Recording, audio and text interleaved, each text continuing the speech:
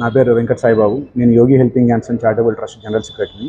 నిన్న 18వ తారీఖు అనగా అనంతపురం మార్కెట్ యార్డ్ నందు బల్లా పల్లవి గారి ఆధ్వర్యంలో యోగి హెల్పింగ్ హ్యాండ్స్ అండ్ ట్రస్ట్ గారి సహకారంతో మేము ఒక ప్రోగ్రాం చేయబడినది. అది రైతులకు పంచెలు మరియు టవాల్ అనేది 600 మంది రైతులకు మేము పంపిణీ చేయడం జరిగింది. దీనికి ముఖ్య అతిథిగా ఆర్డిటి ప్రోగ్రామ్ డైరెక్టర్ అయినటువంటి మాంచో గారిని వారికి ధన్యవాదాలు తెలుపుకుంటూ ప్రోగ్రాం జరిగిన సమయంలో శ్యామ సుందర్ అనే ఒక అబ్బాయి ఎవరైతే ఏదైనా ఒక వ్యాధితో బాధపడుతున్నారో ఆ అబ్బాయికి 17 కోట్ల రూపాయలు ఒక వైద్య నిత్యం ఖర్చు అయ్యే ఒక దాంతో Yogi helping hands founder and president మా యోగి గారు వారి సతీమణి గారు మాతృత్వ బాధను అర్థం చేసుకొని అప్పటికప్పుడు తక్షణమే 10,000 రూపాయలు ఆర్థిక సాయం అనేది చేయడం జరిగినది.